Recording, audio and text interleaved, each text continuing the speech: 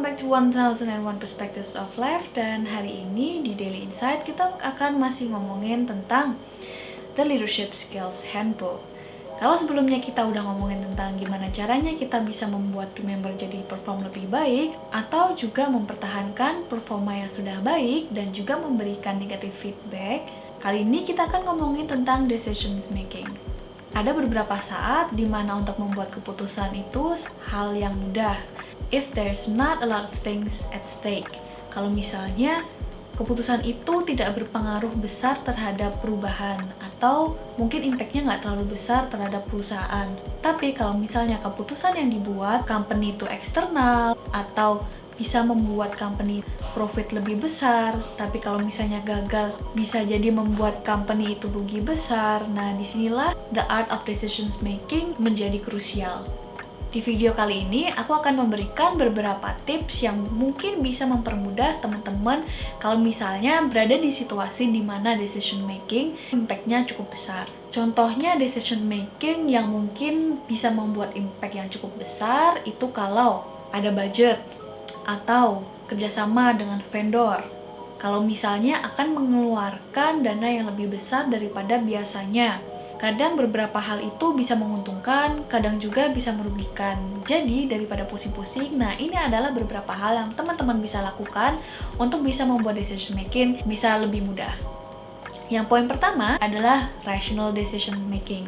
Mungkin buat leader-leader yang sudah senior atau teman-teman yang kerja di suatu company sudah cukup lama, 5-10 tahun, pasti teman-teman udah punya pengalaman yang cukup banyak gimana caranya problem solving atau menghadapi suatu permasalahan.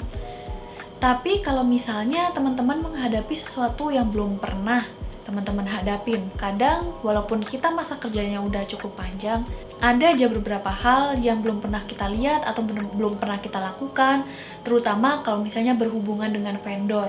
Karena namanya kita ketemu sama orang lain, pasti karakternya beda-beda dan challenge-nya pun juga pasti beda. Vendor yang sudah cukup besar dengan vendor yang mungkin masih junior, pasti orang yang kita hadapin itu karakternya beda, terutama kalau misalnya kita pakai vendor yang multinasional.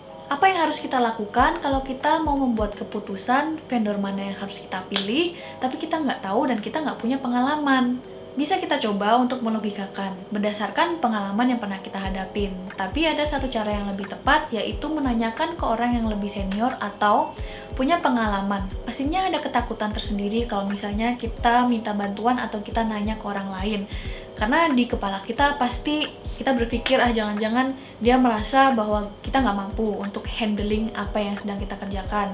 Atau mereka nganggep, jangan-jangan mereka nganggep kita bodoh, kita nggak paham, kayak gini aja aku nggak bisa. Tapi sometimes lebih baik kita dianggap bodoh daripada kita melakukan hal yang salah, membuat keputusan yang salah, sehingga impact-nya justru malah menjadi fatal. Jadi ketika kita bingung, kita nggak tahu apa yang kita harus lakukan, coba tanyakanlah ke orang-orang yang lebih expert atau mereka punya pengalaman yang lebih banyak daripada kita. Political decisions making adalah lebih ke bagaimana kita bisa membuka diri terhadap masukan orang-orang lain, terutama departemen lain. Contohnya aku sendiri itu di departemen bisnis, di mana fokus kita adalah bagaimana caranya untuk meningkatkan aset, growing asset as much as possible. Di saat aku coba membuat project dan berkolaborasi dengan departemen lain, misalnya dengan kredit analis, pastinya ada beberapa hal yang mungkin mereka consider sesuatu sebagai risknya terlalu tinggi. Sebagai contoh, kalau misalnya gue lagi mau membuat suatu program di mana kalau misalnya orang-orang marketing itu bisa capai lebih banyak, maka aku akan memberikan insentif lebih banyak juga. Kredit analis pasti akan menyampaikan ke kita bahwa ini resikonya tinggi. Ya bisa jadi aset kita itu lebih besar. Tapi apakah kualitas aset kita bagus? Apa yang bisa kita lakukan kalau misalnya konsumen-konsumen kita gagal bayar? Pastinya nggak cuma di konsumen dong yang rugi, tapi perusahaan kita juga. Karena itu ada baiknya kita minta saran sama departemen-departemen lain untuk bisa melihat different angles dari masing-masing departemen. Tanyakan what would you do if you are in my situations. Teman-teman harus ingat bahwa kita hanyalah menanyakan saran. Karena pentingnya saran adalah kita bisa mendapatkan perspektif yang lebih luas, dan karena itu kita bisa mendapatkan blind spot kita sendiri. Kadang kita nggak tahu, atau pada saat itu kita nggak tahu bahwa oke, risikonya ternyata besar ya, lebih besar daripada yang kita tahu. Bukan berarti suggestion mereka itu harus kita telan mentah-mentah. Tetap kita sendiri yang membuat keputusan itu. Yang ketiga adalah emotional decisions making. Maksudnya emotional decision making itu bukan teman-teman harus membuat keputusan pas lagi galau habis diputusin atau lagi ada masalah-masalah lain, bukan itu. Yang dimaksud dengan ini adalah kalau misalnya teman-teman ragu, kira-kira kalau misalnya gue bikin keputusan ini, gue bakal dikatain bego nggak ya? Atau kalau misalnya gue bikin keputusan ini, apa yang akan dipikirkan oleh orang lain? Yang namanya keputusan penting pasti ada resikonya, jadi pikiran-pikiran semacam itu sebenarnya cukup wajar. Balik lagi, kalau misalnya teman-teman ragu untuk melakukan sesuatu, terutama kalau itu udah cukup menekan emosional kita, lagi-lagi kita perlu tanya sama orang-orang yang lebih expert. Ada baiknya juga kita nggak cuma nanyain ke satu orang aja, karena pada umumnya orang itu memberikan saran atau keputusan sesuai dengan pengalamannya dia sendiri. Selalu lebih bagus untuk mencari perspektif lain, saran-saran yang lain. Jadi angle-nya juga dari berbagai macam, dan kita juga bisa ngeliat blind spot masing-masing suggestion-nya mereka.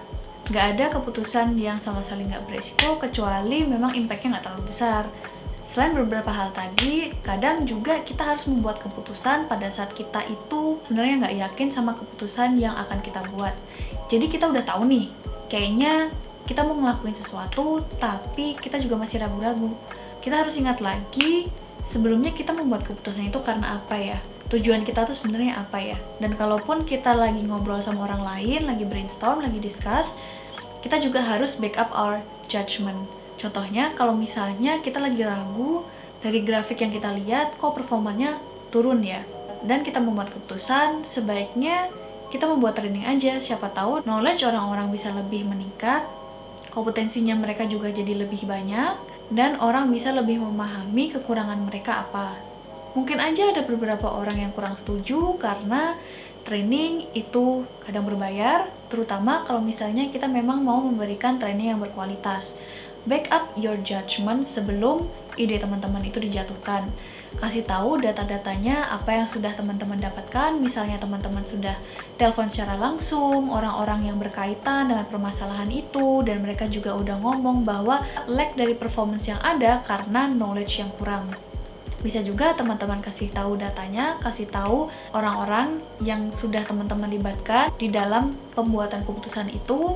Jadi teman-teman nggak gampang untuk menjatuhkan keputusan yang teman-teman udah buat. Nggak ada capeknya aku untuk ngomong bahwa get advice itu yang paling penting kalau misalnya teman-teman lagi bingung.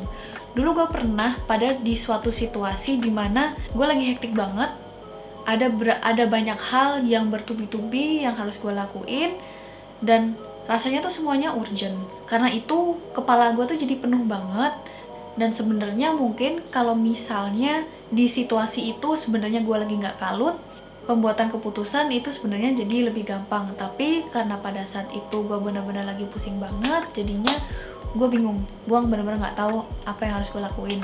Dan kadang-kadang di situasi semacam itu, atasan kita kadang-kadang juga lagi kalut, lagi sibuk, banyak hal yang harus dia lakukan, atau mungkin ada meeting yang bertubi-tubi, jadi kita juga nggak bisa tanya pendapat sama mereka. Yang namanya kerja di suatu organisasi, pastinya kita kerja nggak cuma sendiri, dan sebenarnya kita kerja juga nggak cuma sama atasan kita. Kita juga bisa tanya sama teman-teman yang ada di samping kita, atau mungkin kita juga bisa nanya ke leader lainnya.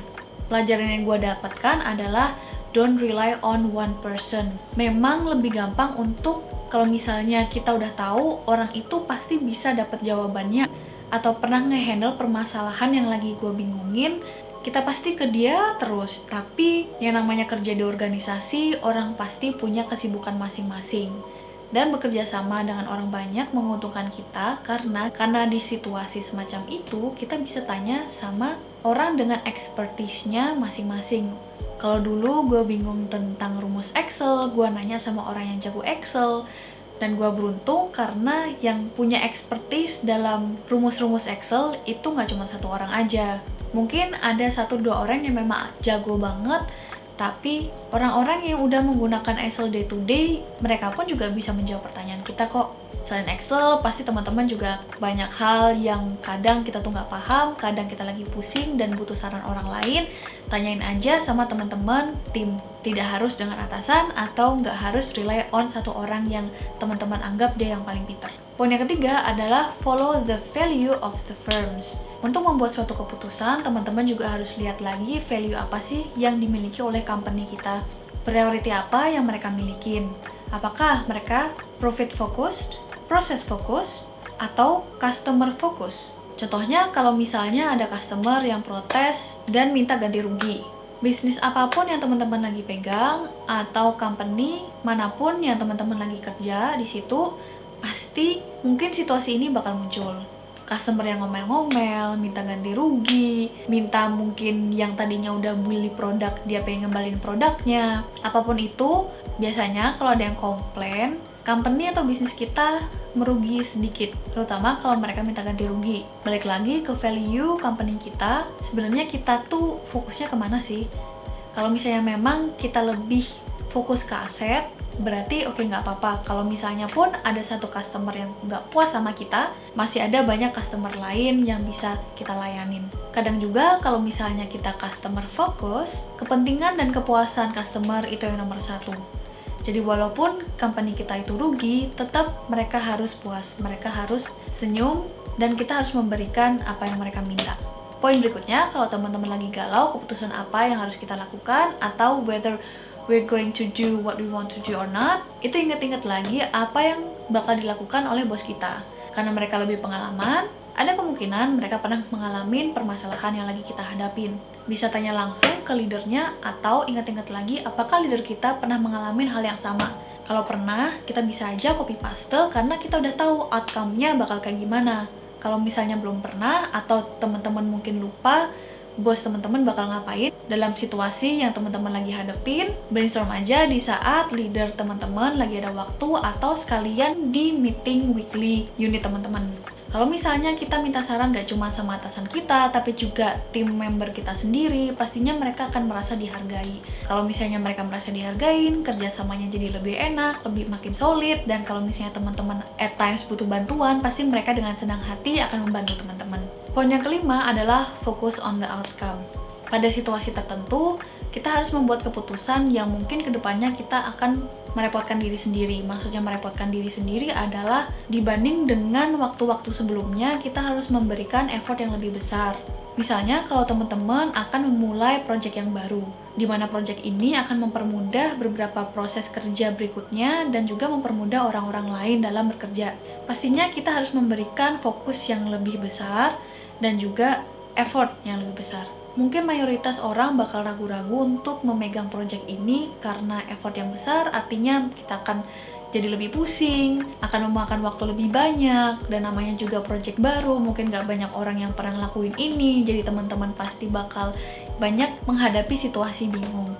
Tapi kalau misalnya teman-teman sudah tahu outcome-nya akan bagus dan banyak orang yang bakal berterima kasih sama teman-teman, lakukanlah apa yang harus dilakukan, karena eventually kalau misalnya project ini selesai, teman-teman akan merasa puas banget, teman-teman juga merasa waktu kita di perusahaan itu worthwhile, teman-teman memegang peran yang penting dan bisa mempermudah pekerjaan orang-orang yang ada di sekitarnya. Jadi jangan ragu dan jangan takut kalau misalnya memang teman-teman harus mengeluarkan effort lebih. Nggak cuma untuk perusahaan, tapi juga untuk portofolio teman-teman. Semuanya yang kita lakukan di suatu perusahaan bisa kita bawa ke tempat-tempat lainnya.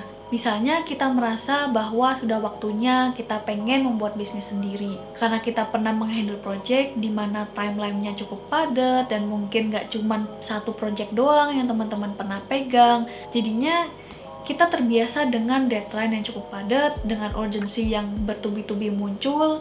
Jadi kalau kita nantinya kerja sendiri, kita sudah mampu untuk melakukan sesuatu yang namanya time management. Kedengarannya simple, tapi sebenarnya krusial. Karena time management itu membutuhkan pembiasaan dan disiplin. Nah, itu aja yang bisa gue sampaikan di video ini. Semoga bisa membantu teman-teman dalam membuat keputusan berikutnya di situasi manapun, di lokasi manapun, teman-teman sebagai leader maupun tim member ataupun kerja sendiri. Jadi semoga bermanfaat. Jangan lupa subscribe, like, and share, dan kita akan ketemu lagi di episode berikutnya. Bye!